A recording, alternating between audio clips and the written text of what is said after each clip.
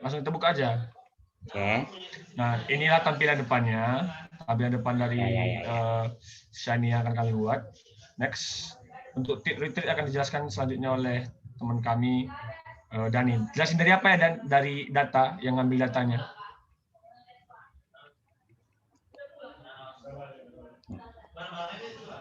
Oke, kawan saya. Halo, perkenalkan kami dari kelompok Praktikum DS Blok C, yaitu saya Rahmatul Ramadhani, NIM 123180027, dan teman saya.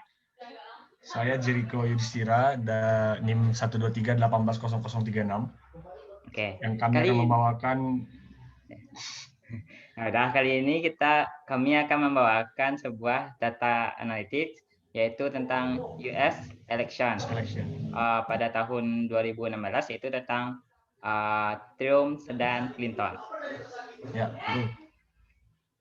Yang pertama, kami membuat sebuah data miningnya, yaitu tentang tweet-tweet yang mengarah kepada Trump dan Clinton. Pertama yaitu tabel tentang jumlah tema-tema tentang tweetsnya. Yang kedua, sentimen positif dan negatif terhadap tweets yang di atas. Ya, ini menunjukkan bahwa jumlah tweet berdasarkan data yang di atas. Nah, data yang bawah akan dijelaskan oleh Jericho. Untuk di bawahnya sentimen positif negatif berdasarkan frekuensi skor skor dan tanggal itu dikeluarkan seperti itu. Sedangkan di bawahnya sentimennya menunjukkan emosi dari setiap tweet yang diberikan.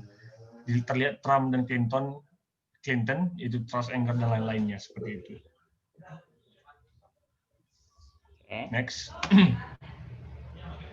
Selanjutnya yaitu penjelasan tentang word yang digunakan dalam tweet yang menunjuk sebuah Trump. Nah, di sini didapati adalah tweet yang menunjuk ke Trump dengan kata-kata seperti ini.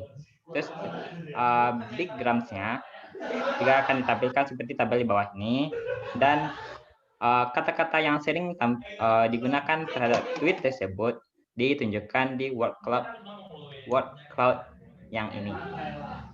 Oke, selanjutnya Clinton dijelaskan oleh Jerry. Nah, di Clinton ini sama seperti Trump, itu word yang sering digunakan untuk yang mengenai si Hillary Clinton seperti itu. Sedangkan ini big grams-nya dengan nama dengan tidak nama. Biasanya kan itu ada sekitar tweet adanya nama dan tidak nama.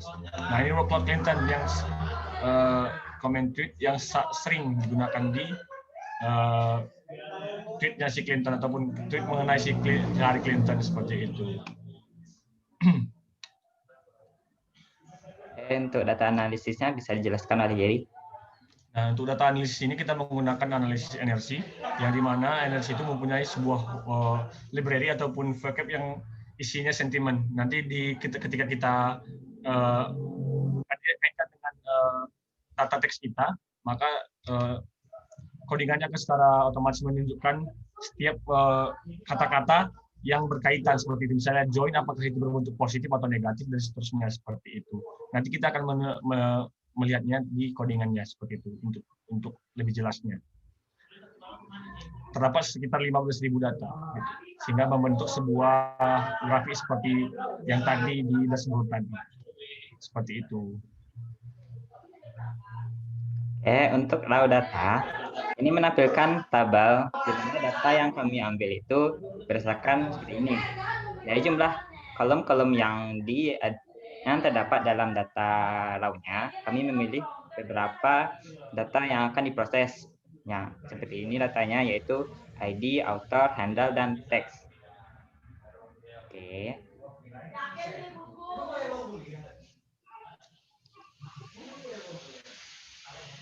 Jadi seperti inilah hasil proyek kami dari Praktikum Data Science. Sekian dari kata-kata kami. Kalau ada yang kata salah, mohon dimaafkan. Codingan ada di.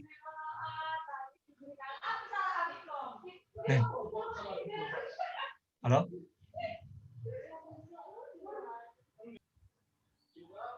Nah, kali ini kita akan membahas bagian belakangnya yaitu bagian codingannya. Di sini awal itu adalah file codingan untuk tampilan webnya, yaitu menggunakan Shiny. Di sini kita akan dibuat yaitu sebuah dashboard page-nya, yaitu berupa header-nya yang seperti US direction, sidebar-nya seperti tampilan sebelumnya. Terus dalam body ada beberapa, yaitu dashboard, sentimen positif negatifnya, sama sentimen yang awal tadi, gimana? Yang ini. Terus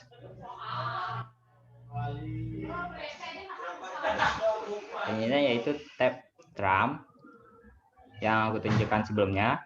Terus tab Clinton, tab raw data, dan juga tab analisis. Untuk datanya, data dalam setnya yaitu untuk raw data itu terletak dalam file data, di mana isinya itu mengambil data murni awalnya, terus diolah sedemikian rupa sebelum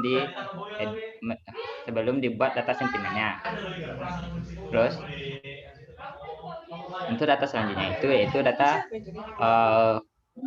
itu yang akan diproses ke data sentimen, di mana file untuk sentimen itu data di dalam data lexicon, file lexicon. Nah, untuk file lexicon bisa jadi untuk jelaskan.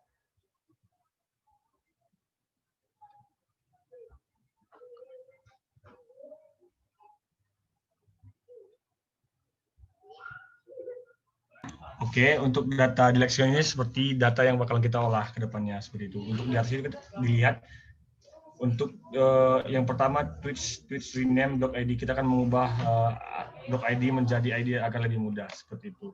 Nah, untuk yang pertama ini Clinton tweets dan Trump tweets itu ketika ada filter is Twitter false handle Clinton. Ketika nanti dia ada sebuah masukan ataupun sebuah input di dalam isi tweet itu, maka dia akan membuat ataupun menamai ataupun memberikan variabel Clinton untuk Clinton tweets ataupun Trump tweets seperti itu. Nah, di sini term corpus ini berfungsi untuk membuat data frame itu menjadi corpus seperti itu. Selanjutnya, begitu juga Clinton corpus. Nah, ketika kita adanya corpus itu fungsinya untuk lebih memudahkan dalam pemrosesan data atau menjadi sebuah data table, maka kita akan meng-clean ataupun membersihkan isi korpus tersebut dengan TM map. Di sini ketika kita kelihati content transformer menjadi tulisan kecil, hilangkan angka, hilangkan word ataupun stop word, hilangkan juga punctuation, dan hilangkan juga strip white space-nya seperti itu, sehingga lebih memudahkan ketika kita mengolah data tersebut. Nah, ini sebuah fungsinya. Selanjutnya. Oke. Di sini kita bisa lihat term corpus untuk remove name-nya tadi dan term frekuensi term yang bakalan kita gunakan untuk membuat sebuah grafik yang seperti ditampilkan di dashboard tadi, yang seperti frekuensi tadi. Begitupun juga dengan Clinton.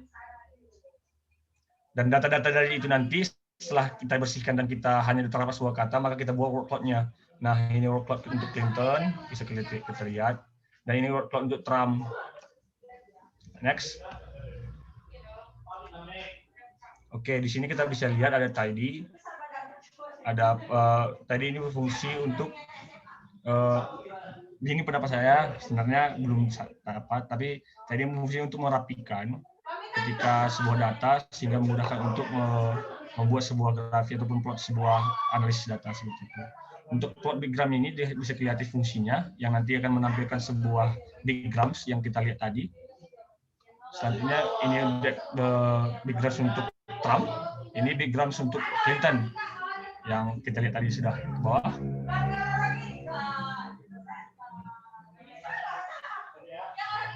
Nah, ini atas sekali lagi. Nah, ini ada dua macam yang kami bikin sentimen di sini. Pertama Bing itu yang menunjukkan nanti positif negatifnya sesuatu analisis data seperti itu. Sedangkan ke bawahnya untuk sentimennya apakah dia itu trust, apakah itu berbentuk emosi, kita akan menunjukkan paling bawah dan kita akan menggunakan algoritma NRC Kita akan menggunakan paling bawah dan. Kita akan menggunakan algoritma RNC dan terlihat seperti di gambar tersebut seperti itu. Filter candidate tahun sentimen sehingga menunjukkan hasil yang kita inginkan seperti itu. Sehingga nantinya dari analisis data tersebut kita akan combine dengan data kita sebelumnya sehingga menunjukkan apakah tweets tersebut berdasarkan kata yang ada, apakah itu berbentuk positif, anger dan yang lain seperti itu. Jadi dari data yang kami kumpulkan tadi kelihatan bahwa data buka dulu apa saingnya dan data Trump dan data si Clinton saya ini dan di dashboard. Oke. Nah, setelah data yang sudah dianalisis dan disentimen, terus data itu akan ditampilkan di output di setiap bagian-bagiannya yang di atas di sini di box-boxnya. Setelah ditampilkan baru Shiny apps-nya dijalankan dan hasilnya akan di sini. Nah, aku kira bisa dilihat paling bawah dan ya. Bisa dilihat dari data sentimen yang kita hasilkan terlihat bahwa respon terhadap Clinton itu lebih tinggi positif dan untuk Trump itu lebih sedikit. Dan untuk trust-nya lebih tinggi Clinton daripada Trump seperti itu. Dari sini bisa kita analisis data-data dari tweets di US Election 2016 antara Clinton dan Trump. Terima kasih. Oke, ya. Sekianlah hasil presentasi diskusi kami, yaitu dari praktikum data science kelompok F+C. Nah, inilah hasil proyek kami, yaitu hasil US Election 2016 tentang Trump dan Clinton. Nah, sekian presentasi kami. Kalau ada kata yang salah, mohon dimaafkan. Selamat sore. Sore, terima kasih. Nah.